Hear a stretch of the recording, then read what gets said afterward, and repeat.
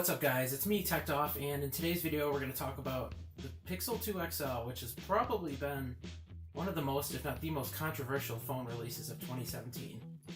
And to talk about my experience, despite being warned by the media with its somewhat cryptic messages, I'm going to give you guys just an idea of where I come from with smartphones I've used in the past up to the Pixel 2 XL, tell you guys what I like about the phone, what I don't like about it, and if I think it's worth it if you should go and purchase it yourself. So, without further ado, let's get started, shall we? Alright guys, before we get tearing into this phone, I just want to give you a little background of where I'm coming from, like I just said a second ago. In terms of what smartphones I've used in the past, my own little roadmap is what I like to call it.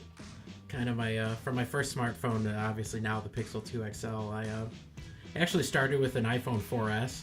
Yeah, I waited that long to get a smartphone, but I kept that for a couple years, was really happy with it, and went to the iPhone 6. And it was kind of then when I kind of got iOS kind of to wear on me, got a little bored of it. So I only kept it for a year, and then I got my last phone, which was the Galaxy Note 5. Was really, really happy with it. Yeah, it was expensive, but I liked it, kept it for about 2 years. But stupid me, I didn't really research Android too much before I picked a phone. I guess, stupidly, walked into a carrier store and picked the Note 5, but little did I know that software updates on Android are pretty abysmal, and as the time went on, I began to realize that, and by the time my 2 years were up, I was ready for something different. So after doing all that research for these last 2 years, here we are. I'm with the Pixel 2 XL, and we can start tearing it down, but let me know in the comments below where you guys are coming from. I'm curious to know what your own little smartphone roadmap is. What was your first phone? Kind of what have you jumped to over the years, and where are you at now, and why? So let's get started. Alright guys, let's go ahead and tear it open. This is pretty much what I got in my brown cardboard box, just a little green packet here, just pretty much explaining the whole eSIM concept and how to set up Project Fi, which was actually useful to me because that's actually what I'm on now. But if you're not, then you can just kind of throw it aside because you probably won't need it. And of course, the nice white, clean, colorful box from Google. Hashtag Team Pixel. Awesome. Love that. But pretty clean presentation. A couple stickers. I'm just gonna kind of use my hands for this one instead of a knife or a pair of scissors or something. I like to get hands-on with these types of things. So just spent $900, right? So couldn't even figure out how to open the box. Embarrassing. I know it just kind of lifts off, but of course, there's the phone, Pixel 2 XL. I opted for the just black, and just the 64 gigabytes was enough for me. I figured with unlimited cloud storage and whatnot, I'd be alright, and so far that's been the case. Hasn't been an issue for me, but just some extra cardboard and books and stuff. Peel that off there, see what we got inside. SIM ejector tool, of course. I didn't really need it, but you may or may not, depending on if you're using a physical SIM. And some instructions and stuff. I don't really care about that stuff, so I'll just flip through it and throw it aside. And of course, here is the data transfer tool, which I actually did use. It's a female Type A to male Type C. So one end in your Pixel, standard USB cord in the other side, and plug it in your old phone, and the transfer actually worked. And the dongle, I had to go for this next. USB Type C to 3.5. It's nice that they include that, but unfortunately there are no headphones, which I'll talk about later. And of course, USB Type C to Type C. And it is a little shorter than my old Type A to Micro B, but this is actually USB 3.0 speed instead of 2.0, so I'm willing to make that trade-off. And your little power brick there should wrap out what's in the box. And just a little Type C, which is nice. I think the whole industry needs to head that way, and some have been faster than others in pushing us consumers that way, but it's a little piece of plastic there. Really simple. It does have quick charge. You don't have to pay extra for it, so really do appreciate that. Look at me looking for more stuff, and that is all you get. So just gonna kind of peel the plastic off here. I set that aside earlier. Look how fresh this looks. Oh man, when I first opened this, oh baby, tell me that doesn't look fresh. And yeah, the fingerprints, it was cold that day, so I waited a couple minutes for it to warm up. Didn't want to risk doing anything. I know it's water resistant, but I'll put my information and we'll get started. So sit tight for a second, guys. Alright guys, just want to give you a little disclaimer. As opposed to the last year's Pixel, this Pixel, or this year's Pixel I should say, does not come with a USB Type A to Type C cable. So if you're like me and you like to actually physically plug your phone into your computer and transfer data, you are going to kind of be on your own in that regard. And they do sell them on the Google store and they run you about $20, so do keep that in mind. Alright guys, before we get hands-on with the phone, I do want to just give you a little look at the case and screen protector I picked up online on Amazon. I'll have the links down in the description, but in case you guys are curious, this is what I have here. Alright guys, so now we can get a little more, little outer view of the phone. You get a single USB Type-C port, again, no microphone jack. Nice centered fingerprint sensor. They did move the glass up a little bit this year. And yeah, single camera, single flash, which they do a lot with, we'll get to later. And that nice 18:9 aspect ratio screen, and I'll show you guys the fingerprint sensor. It has not failed me once. I've been very impressed, and I've also tried to make this phone lag, but I haven't had any luck with that. So unfortunately, I don't like the fact that the power and volume rock are on the same side. Personally, I'd prefer they be on opposite sides, but it's not a deal breaker for me, obviously, since I have it in my hands here. But that always on display is a nice feature too. So let's move on.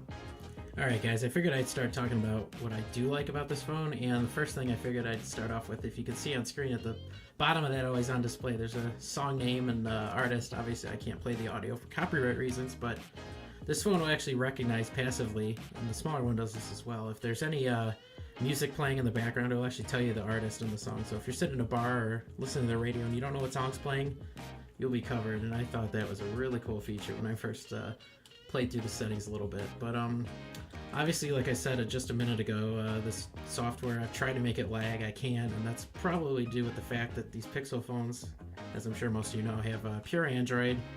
The way Google intended it, you're going to get no blow, the fastest Android experience, and in my personal experience, it's the fastest experience on a phone, period. And you're going to get fast updates, and that's big with me, coming from a Galaxy phone. I'll just leave it at that. And according to DxOMark, this has the best camera that you can get on a smartphone, and from what I'll show you in just a couple minutes, I think you'll think so too. And I'm going to have to say this because I guarantee next year this will be a trend. This phone is less than $1,000, so I'm pretty sure you can figure that out for yourself. And well, this is another big one. 3 years of security and software updates, so Google's really taken a step in the right direction, kind of separating themselves from the rest of the Android pack, who usually pretty much abandon their phones after 2 years. They're heading in the right direction toward Apple, but they're still not quite there. I think Apple's phones get like 5 years of software updates, something like that. So, but it's better than what we had before, so I'm happy with that. And of course, it's Project Fi compatible, which is what I'm actually using with the phone. So that was big for me too. So some of the things I like about the phone. Alright guys, now that we've talked about what I do like, we gotta, you knew it was coming, we gotta talk about what I personally don't like about the phone. And of course, remember, these are no particular order, and this may be different for you or someone else watching. So first things first, headphone jack. Of course, you knew this was coming. Apple started the trend, Google continued it, and I'm sure Samsung eventually will finish it. So there's no headphone jack, you gotta use the dongle in the box or get Bluetooth earphones. So next thing, this is for me probably the biggest one, is wireless charging. There is no wireless charging on this phone. A lot of you will say, oh, well, it's a gimmick, you don't really need it. Well, say that after you've had it and then get it taken away, because I've been using it for the last 2 years. Drop it on my nightstand every night, and it's good to go in the morning. So I'm not really concerned about speed, but the convenience is definitely there. If you've never tried it, I do recommend you try it, and I'd be willing to bet it'll be on next year's Pixel 3. So if it's there next year, I'll probably upgrade to that. But yep, no wireless charging. And the next one is kind of a catch-22. Some of the extras that some of the other vendors put on top of Android. Obviously, you can't have pure Android and a skin at the same time, so this is just what I have noticed since switching to stock Android. I don't have some of the extras, my favorite of which was Samsung Pay. I know we have Android Pay, but here in the United States, there really isn't a lot of NFC around, so got a lot of cool stuff with Samsung Pay. They had a nice rewards program, but I do kind of miss that, but that's another thing. There's really nothing you can do about that, just kind of a trade-off you make. And of course, the one the press has been talking about for seemingly forever now is the blue screen. It is there. Unfortunately, I was very nervous after reading the news. I almost canceled my pre-order, like a lot of you, I'm sure, may have.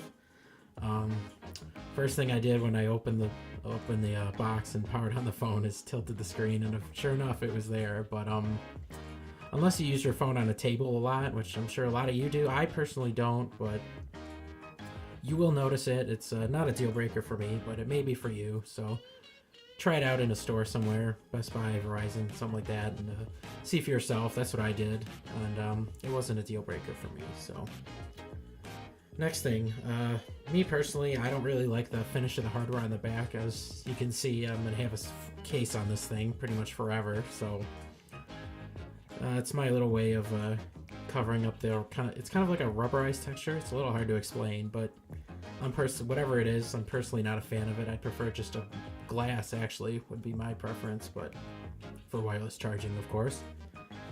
And of course, I do have to say this too, there are no headphones in the box, especially after hearing that there were some, well, in some news outlets were saying that Google had plans originally to ship USB-C headphones in the box. That absolutely would have been appreciated, but that is not the case. Apple does, Samsung does, Google does not. So I'm going to call them out on that and say, put headphones in the box. I don't care if they're cheap, just give us something that'll work in the box. So, oh, yeah, another positive feature, I almost forgot.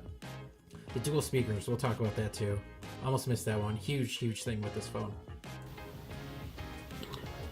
You're going to get your anti-static wrist strap here that is attached via alligator clip and is stretchy, which is very nice. One size fits all, so it should be able to fit just about anyone. I'll show that here in just a minute. And into the attachments, you get your little... Alright, we'll go through the camera real quick. I know most reviewers spend almost half their videos going over the camera. I personally never like that, so I'll keep it quick here. Just a couple of fall-themed pictures I took. This first one, man, that portrait mode, I had to try it as soon as I took it out of the box. So I just took it outside, took a picture, and man, it is, with just software, that is so impressive to me. Imagine if Google used two cameras like everyone else did, what they'd be capable of. If this is what they can do with just one. Just the detail and just blurring the background through software, it looks so flawless to me. And the second picture, I didn't use portrait mode, but I just wanted to kind of capture the detail that this thing captures. Compared to my old phone, it's literally night and day. And that old phone was only 2 years. I know that's kind of an eternity in the tech world, but 2 years isn't that long of a time. This is how far we've come. So I've just been blown away with this camera, and I'll have to play around with it a little more before I can really appreciate it, I'm sure. But so far, it's far exceeded my expectations. Alright guys, so real quickly before we wrap this video up, I do want to mention that Google has recently launched a new trade-in program. It's a pretty good deal, got a decent amount of money for my old phone. It's on their website, it's first-party support, you don't have to take any risk selling through eBay or anything like that, and obviously you're not going to get as much money, but to me it was worth it. Less stress and a very streamlined process, so if you're thinking of getting a new Pixel, I definitely recommend this program. Alright guys, with all that said, now that you know what I've used in the past, where I'm coming from here with this, what I like about the phone and what I don't like about the phone, and despite all the bad press that this thing has gotten over the past month and a half or so, I'm still going to recommend it, even for what I paid $900 US with tax, just because of things like software optimization, and it costs less than $1,000, yeah, I'm going to say it. And you're going to get the fastest update straight from Google. So you're always going to be running the latest version of Android as it becomes available. And to me, that outweighs the negatives, like no headphone jack, no wireless charging, and some of the extra features, and of course the blue screen, which hasn't really bothered me too much, except when using it on a table anyway. So I'm able to live with it, but that may be different for you. So with all that said, let me know in the comments below what kind of phones you've used in the past, and if the Pixel 2 or Pixel 2 XL was good enough for you, or if you turned it down, and tell me why. Why did you not get it? So, you guys know how to like, you know how to comment, subscribe, all that good stuff. Please do that down below. I really appreciate it. And check out some of my other videos and stick around. So, until next time guys, peace.